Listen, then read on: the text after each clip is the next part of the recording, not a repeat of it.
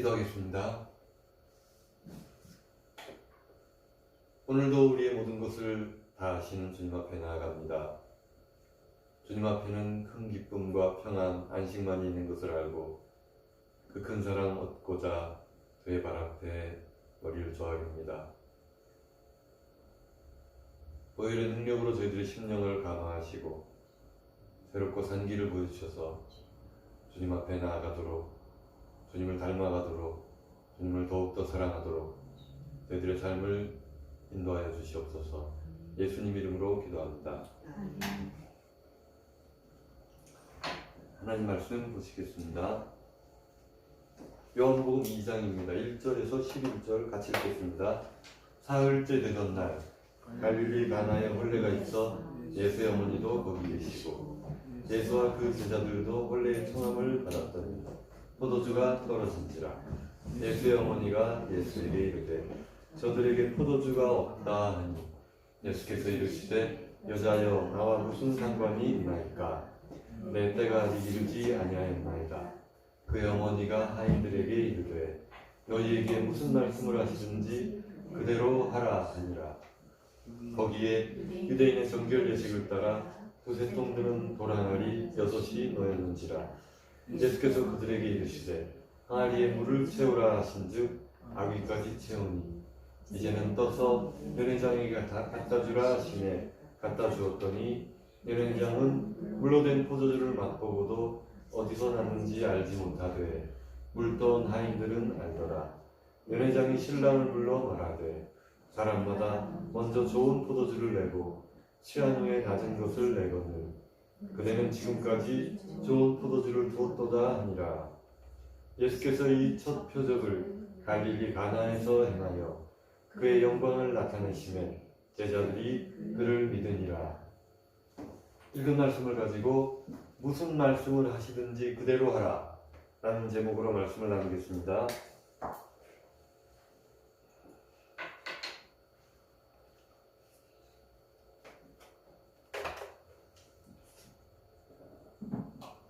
갈릴리 가나에서 혼인잔치가 있었다라고 합니다.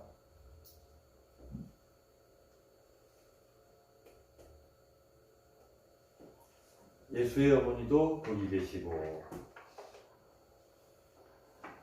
예수님과 그의 제자들도 초청을 받았다고 합니다. 그래서 아마 제가 이거 주석 같은 데 보니까 이제 그렇게 해놨더라고요. 그 혼주하고 좀 친척 관계가 아닌가.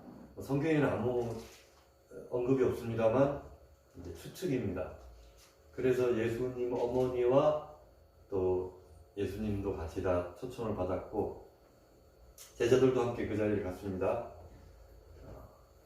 어떤 분은 그런 얘기를 합니다. 어머니하고 아들만 간 걸로 봐서 예수님도 나이가 30대고 그 당시 평균 수명이 그렇게 길지 않았던 걸로 봐서 아버지는 별세하신 게 아닌가라고 하는데 저는 그 혼인잔치도 혼인잔치지만 장 먹고 살아야 되니까 비울 수 없어서 혼자 집을 지키시는가 그 정도 생각했습니다. 이 가나하고 예수님이 사시던 동네하고는 한 5, 6km 정도 멀지 않는 이웃 동네라고 하고 예루살렘에서는 100km 정도 제법 거리가 있습니다. 포도주가 떨어졌으면 보통은 이 손님 하객들한테 큰일 났습니다. 포도주가 떨어졌습니다. 이런 소리 안 하죠. 누가 안 하냐 하면 주방에서 일하는 분들 또 그쪽에 그 주최 측하고 관련된 분들만 자기들끼리 모여서 속닥속닥 하는 겁니다. 큰일 났네. 지금 포도주가 모자라는데 이거 어떻게 하면 좋나? 막 이러면 서로 얘기를 막 하는 겁니다. 아마 그런 와중에 예수님 어머니도 친척이니까 같이 끼어서 얘기를 하다가 어떻게 해야 되나? 포도주를 사러 가야 되나? 어디 좀 빌려와야 되나? 막 이러고 있는 것 같아요.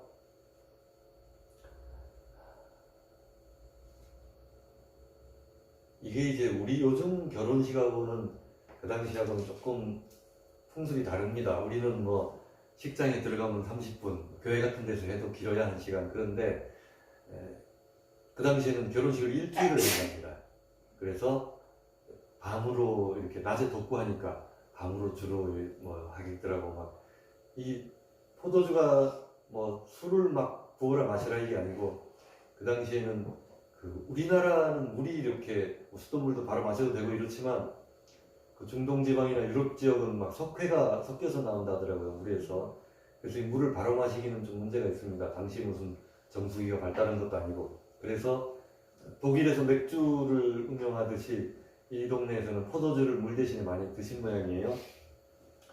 그래서 물 없는 잔치가 얼마나 곤란해지겠습니까? 그래서 또 하루 이틀 먹은 게 아니라 일주일을 하니까 그게 잔치 시작하자마자 잔치 포도주 떨어졌다 막 이렇게 한 게 아니고 제가 볼 때는 한 사나흘 한 막 5일 넘어서 잔치 말미가 다 돼가는데 이제 포도주가 떨어진 것 같다는 생각이 들어요. 성경에는 언급이 없으니까 우리 대충 추측할 수밖에 없습니다. 대충 이 정도 생각이 들고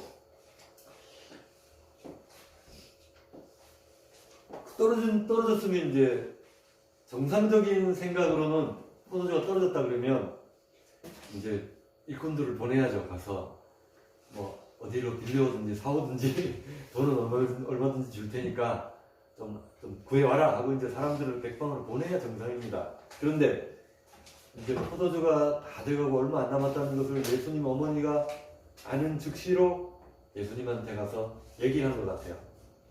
저들에게 포도주가 없다. 이 말을 했다는 것은 예수님 보고 뭔가 좀 어떻게 해봐라 이 말입니다. 지금 우리가 볼 때는 예수님 어머니도 손님이에요. 예수님도 손님입니다. 그런데 또 예수님은 남자고 당시에는 이렇게 남녀 구분이 명확하지 않습니까? 남자들은 밭에 나가서 일하고 여자분들은 이제 부엌살림하고 이런 게. 근데 부엌살림을 예수님한테 얘기한단 말입니다. 이거 비정상적인 행위입니다. 정상적으로 일 안 합니다. 얘기를 하려면 혼주하고 얘기를 해서 신랑 아버님이나 가가지고 이러저러 하다 어떻게 하면 좋나 이렇게 돼야 되지 예수님한테 굳이 그거를 얘기할 일이 아닙니다. 그런데 이 말은 네가 어째 좀 해봐라 하는 겁니다. 그러니까 예수님하고 예수님 어머니는 오랫동안 30년을 같이 지냈잖아요. 그러니까 뭔가 특이하고 놀라운 일들을 많이 안 봤겠습니까? 아들이라도. 그래서 12살 때 잃어버렸는데 가서 율법학자들하고 얘기하고 있고 이런 지혜들도 봤을 거고 소소한 크고작은 일들을 아마 경험하지 않았을까라는 추측을 해봅니다. 어쨌든 이 포도주가 없단 말은 좀 어떻게 해봐달라 이 말입니다. 예수님이 대뜸 하는 말이 여자여 나와 무슨 상관이 있나이까. 이게 굉장히 좀 매몰찬 말로 듣는 어머니 보고 무슨 여자라 그러고 이게 굉장히 무슨 버릇없이 자란 사람처럼 그렇게 되는데 그게 아니랍니다. 그 여자여라는 그 원어가 귀내라는 뜻인데 이게 귀내라는 단어인데 장성한 여자, 아내, 신부 이렇게 두루두루 쓰이는 말인 것 같아요. 그러니까 요즘으로 치면 번역이 잘 된 데가 보면 그냥 여자여라고 번역한 데도 있고 잘못된 번역은 친애하는 여인이여 이런 식으로 번역하는 데도 있어요. 그러니까 어머니를 진짜 이런 식으로 부르는 것 같아요. 우리를 우스갯소리로 어머니가 막 이상한 소리 농담하고 그러면 아이고 여사님 여기서 이러시면 안 됩니다. 이런 식으로 그렇게 좀 약간의 존칭을 쓴 것 같아요. 아이고 어머니 하나고 그냥 이게 무슨 영어권에서는 이렇게 여자분들한테 그냥 미스 이렇게 부르더라고요. 그래서 그런 명칭인 것 같아요. 여자여, 우리는 여사님 이렇게 약간의 존칭을 써서. 그런데 뒷말이 문제입니다. 앞에 그 여자 이건 중요한 게 아니고 나와 무슨 상관이 있나이까. 요걸 보니까 영어 번역 두 가지 정도 나오더라고요. 그거는 우리의 문제가 아닙니다. 이렇게 번역한 데가 있고 나를 여기다가 포함시키지 마세요 하는 게 있어요. 두 가지 말 다 같은 말입니다. 이거 우리 문제 아닙니다. 더군다나 저는 남자고 포도주를 내가 그걸 쫓아다닐 겁니까? 혼주하고도 이렇게 막 밀접하게 그 주최측하고 그런 게 아닙니다. 그냥 손님이니까 저는 별로 관여하고 싶지 않습니다. 그 말을 하는 겁니다. 뿐만 아니라 아직 때도 아닙니다. 예수님이 때가 있습니다. 무슨 때가 있느냐 하면 그 회당에 올라가서 막 성경을 읽으시고 주 여호와의 신이 내게 임하셨으니 공식적으로 막 공사역을 시작하는 그런 때가 있습니다. 그런데 그 때는 아마 아닌 것 같아요. 그래서 예수님 하는 말이 시기상조입니다 이 말입니다. 아직은 좀 제가 세상에 나설 때가 아닙니다. 그러니까 기적을 일으키고 안 일으키고의 문제일 뿐만 아니라 상관도 없을 뿐더러 지금 기적을 일으키면 뭔가 이 각인 효과라고 있죠. 예를 들어서 이제 막 오랜만에 안 보던 친척들이 모였는데 이제 돈 잘 버는 삼촌이 있어요. 막 외제차 끌고 다니고 하는 사람이 와가지고 오랜만에 와가지고 이제 조카들 오랜만에 보니까 기분이 좋지 않습니까? 아, 다 모여봐 했다 하면서 주머니 꺼내가지고 막 10만원짜리 막 하나씩 탁 나눠주는 겁니다. 이 각인 효과죠. 그러고 나서 다음 명절에는 조카들이 뭘 기대할까요? 이 삼촌이 오나 안 오나 그것만 촉각을 건드려야겠죠. 이런 각인 효과가 생깁니다. 예수님에게도 이때 기적을 해버리면 그 이후로 온 동네방네 소문이 다 퍼질 거고 이제 야 예수님만 오면 뭔가 일이 생기겠다. 그 공사역을 시작하게 돼버리는 효과가 생깁니다. 그래서 예수님이 이거를 좀 주저했던 것 같아요. 그리고 예수님이 하시는 일이 임의로 하는 일이 없습니다. 항상 그 말하죠. 내가 하나님이 나에게 보여주는 것만 행하고 나에게 알려주는 것만 내가 말합니다. 그렇게 말합니다. 그러니까 막 자기 마음에서 뭐 하고 싶다고 얘기하고 막 이 사람 보니까 불쌍하니까 고쳐주고 이런 게 아니라 하나님으로부터 철저한 검증을 받은 것 같아요. 그래서 아버지 어떻게 할까요? 해보자. 합시다. 그러면 이렇게 하고 또 기도도 막 그 나사로 무덤 앞에서 아버지 하늘을 우러러서 기도를 하는데 내가 이 말을 하옵는 것은 둘러선 무리를 위함이니 이렇게 합니다. 이게 무슨 얘기입니까? 굳이 발성 기도를 안 해도 이미 마음으로 영적인 사람들은 마음에서 다 기도가 돌아가지 않습니까? 그러니까 굳이 입을 열어서 뭐 거룩하신 천지를 지으신 하나님 아버지야 이렇게 안 해도 다 돌문 뭐 돌을 옮겨라 뭐 이런 얘기 할 때는 다 하나님도 허락 받고 하는 겁니다. 죽었던 사람이 살아나는 일인데 그냥 하셨겠어요? 그러니까 그런 예수님에게 포도주를 바꾸는 기적을 어머니가 요청했을 때 예수님 가만히 있었을까요? 속으로 이거 어떡합니까? 좀 곤란합니다. 지금 좀 아직 때가 아니니까 지금 하면 좀 부작용이 좀 생기지 않을까? 이런 응답을 받으신 것 같아요. 그러니까 이 대답을 한 겁니다. 저도 이제 어디 병문안 같은 데 가면 기도를 미리 하고 갑니다. 왜? 갑작스럽게 가서 하면 좀 저도 당황스럽고 다 받는 분도 은혜가 안 될 거. 미리 기도를 다 하고 가요. 그래서 기도할 때 이제 그 사람하고 반갑습니다. 악수 딱 하는 순간 이미 저는 이제 그 기도의 느낌이 있어요. 그래서 이 사람 빨리 낫겠구나. 아니면 좀 오래 걸리겠네. 이런 느낌도 있어요. 그런데 또 굳이 또 기도해 주세요. 그럼 발성 기도를 합니다. 발성 기도를 막 해도 제 마음은 그거죠.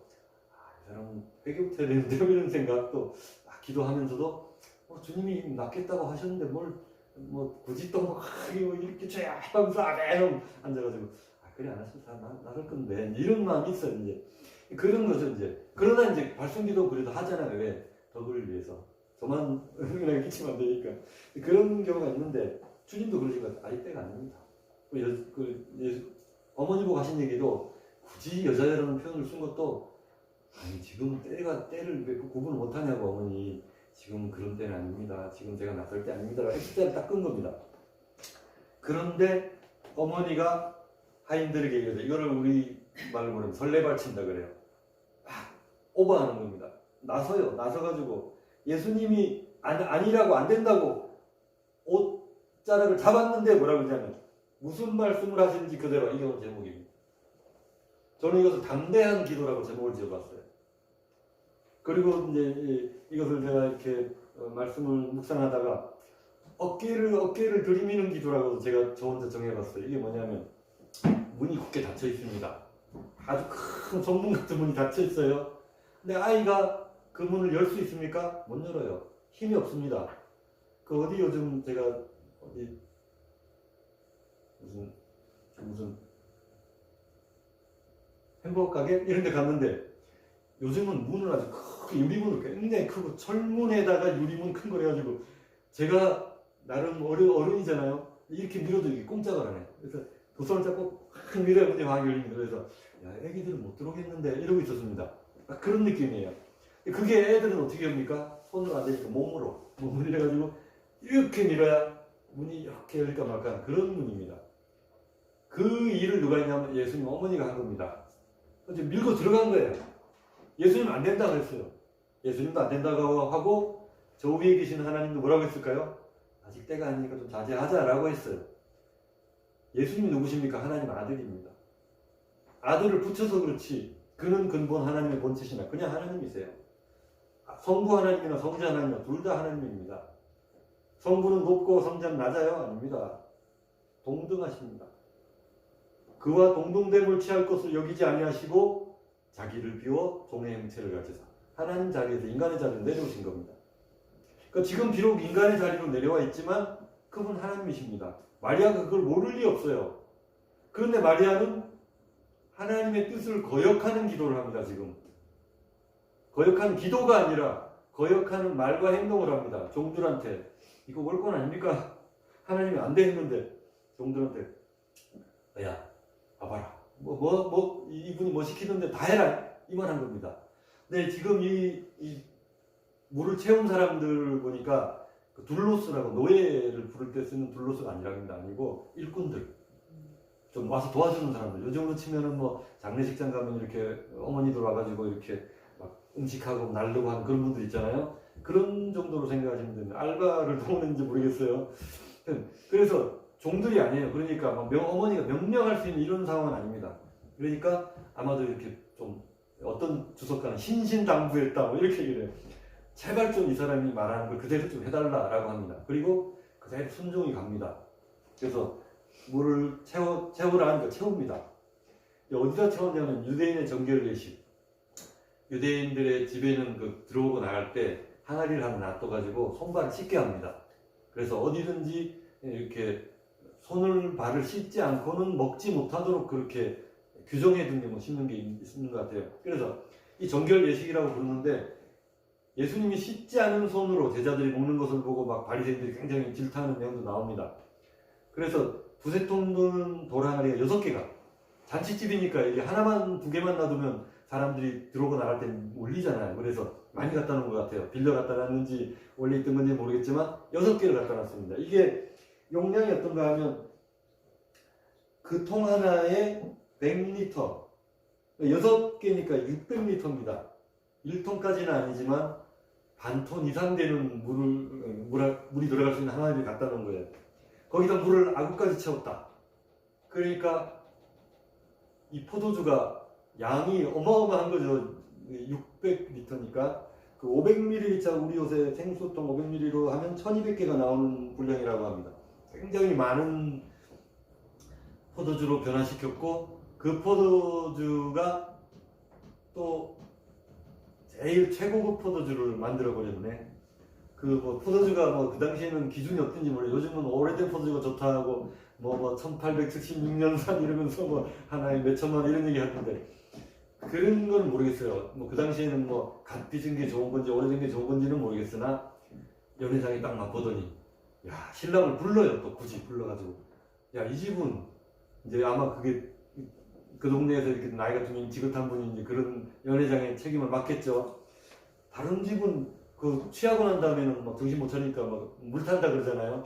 양재 물 타가지고 내가 그런다던데 포도주를 조금 이렇게 질라진 거를 갖다 놓는데 이 집은 왜 끝물에 이렇게 좋은 게 나오냐? 이거 도대체 포도주 어디 사느냐? 막 물어봤겠죠. 프랑스 보르도 산지 모르겠으나 어쨌든 먹어보고 최고급이래요. 그래서 제가 생각하는 게 그게요.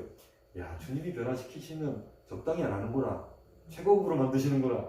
그래서 이제 저도 기도를 그런 기도가 나갑니다. 주님 저도 좀 이왕에 변화시켜 주시면 좀 A급으로 좀 해주시라고. 적당히 BC로 하지 말고 이제 그런 기도도 생기는데 그 문제는 그겁니다. 미스테리가 하나 있죠. 하나님은 안 된다고 하셨어요. 하나님 아들도 안 된다고 하셨어요. 근데 어머니가 해라고 하니까 합니다. 이거 천주교에서 사용하기 딱 좋은 본문입니다. 뭐냐면 천주교의 성모상을 그 앞에 세워놓고 맨날 기도하고 왔다 갔다 하는 게 어떤 개념이냐면 아들이니까 엄마한테 부탁하면 엄마가 아들한테 기도해줘서 기도 응답이 빨리 된다. 그런 의미래요. 그러니까 성모한테 막 얘기하면 예수님한테 하는 것보다 빠르다는 겁니다. 그 아마 이게 근거가 아닌가 싶기도 해요. 아들은 안 된다면 예수님한테 기도했습니다. 우리 아들 대학 붙여주이소. 아이고 공부가 그 등급이 근데 되겠나? 그러면 잠깐만요. 이러고 어머니한테 가서 성모님 예수님 안 된대요. 어떻게 안 될까요? 그러면 감사헌금을 한 5천만 원쯤 해봐. 그러면 내가 한번 생각해 볼게요. 알겠습니다. 이런 식으로 이제 그러니까 이게 좀 이상하지 않습니까? 우리 개신교에서는 이 성모 마리아를 물론 성모라고 하지만 그냥 인간이라고 생각해요. 더 어떤 신성한 모든 가치를 부여하지 않습니다. 근데 왜 유독 이 본문에서는 이 마리아가 이렇게 도드라져 보이는 걸까요? 왜 이렇게 뭔가 하나님 입장에서는 좀 불경스러운 말과 행동을 했는데도 그게 이루어질까요? 어머니라서? 예정을 생각해서 그냥 예수님이 한번 봐준 겁니까? 저는 그 마리아의 자리에 누구라도 들어갈 수 있다고 생각합니다. 그래서 이런 담대한 기도, 어깨로 문을 밀치고 들어가는 기도, 아가수에도 보면 그 말씀이 있습니다. 막 사랑하는 자가 새벽에 와서 막 문틈으로 손을 들이밀매 이런 말씀이 나와요. 손에서 모략의 즙이 떨어지는도다라고 해요. 그래서 저는 담대한 기도의 근거에는 예수님의 십자가 보혈이 기반되어 있다라고 저는 생각합니다. 그래서 이 마리아의 기도는 그냥 어머니의 올권행위, 또 어머니의 좀 지각 없는 모습, 또 어머니가 그래도 어머니인데라고 하면서 소위 말하는 아줌마 파워 막 이렇게 밀고 들어가는 그것 좀 1,000원 깎아주이소 막 이런 느낌이 그런 것이 아니고 정말 믿음의 사람, 그것도 보통 믿음이 아니라 뭔가를 뛰어넘는 믿음. 그래서 예수님이 칭찬하시지 않습니까? 여자여 내 믿음이 크도다. 이스라엘 중에 이런 믿음을 만나보질 못했다. 이렇게 말하는 것처럼 그 예수님의 어머니 마리아도 그런 믿음의 소유자인 것 같아요. 그런 생각이 들 겁니다. 그런데 그거하고 나하고는 무슨 상관이 있을까요? 여기서 내가 뭔가 배울 점이 있을까요? 성모 마리아니까. 예수님이랑 30년이나 한솥밥을 먹었으니까. 예수님을 키워낸 똥기저에 가라앉아서 길러낸 분이니까. 그래 대단한 분인데 나하고 견줄 바냐 싶으실 거예요. 그렇지 않습니까? 저도 이 말씀 읽으면서 다 좋아합니다. 다 좋아해요. 결론은 다 좋아요.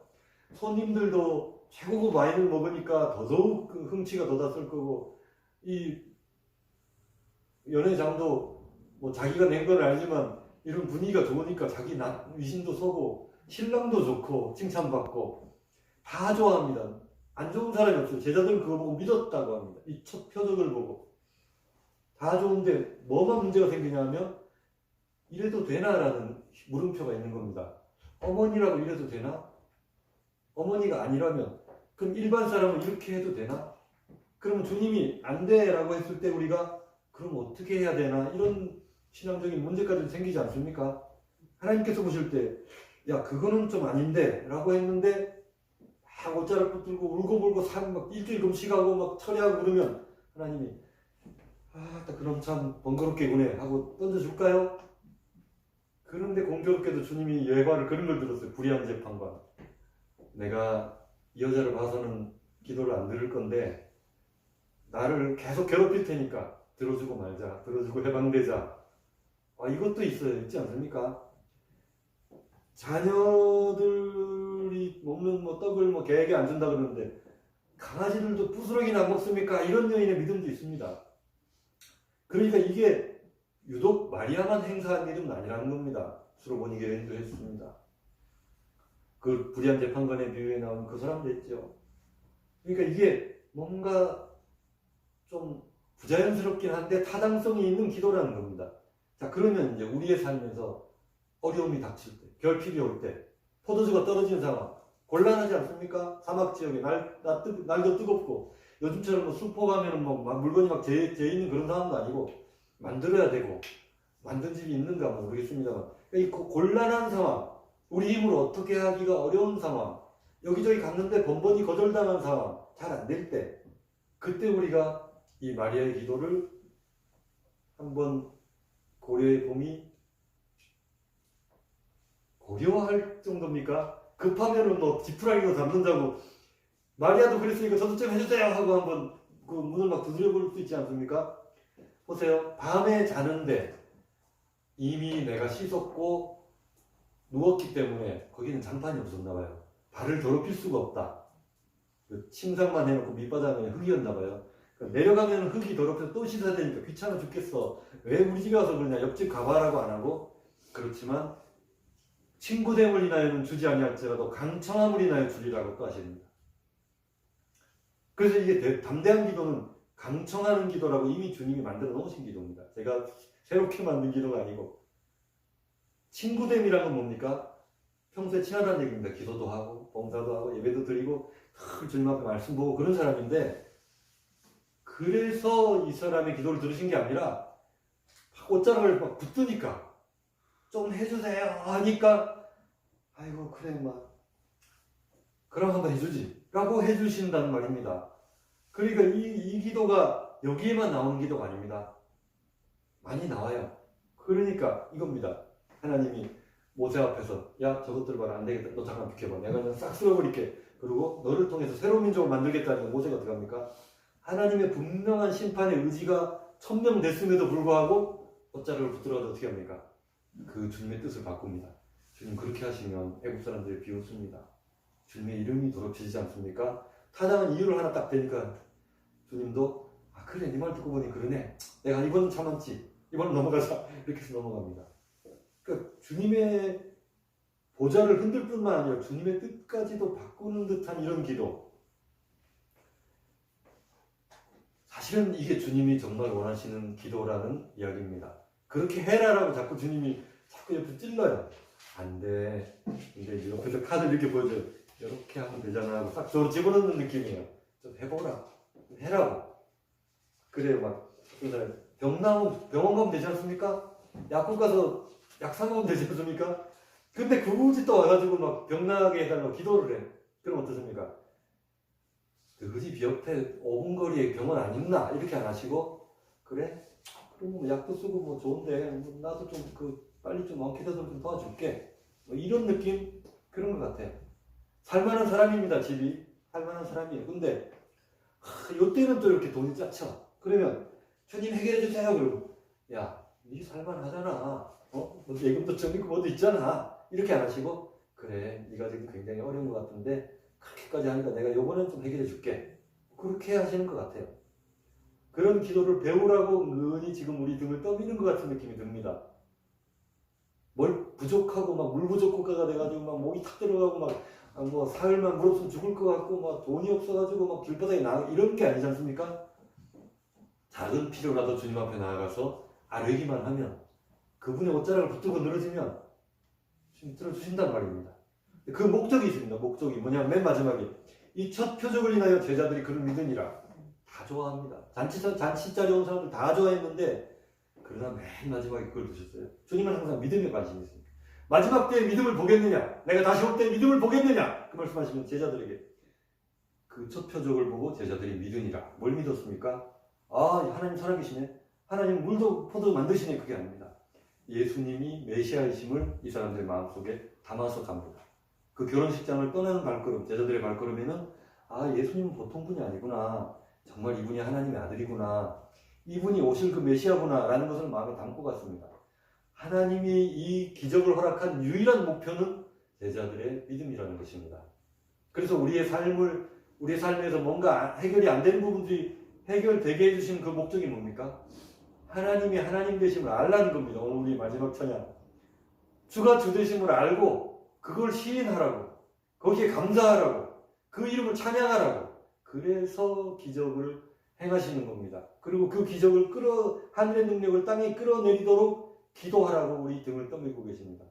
그 기적을 보고 나서 어떻게 됩니까? 나의 믿음이 자라기를 원하신다는 것입니다.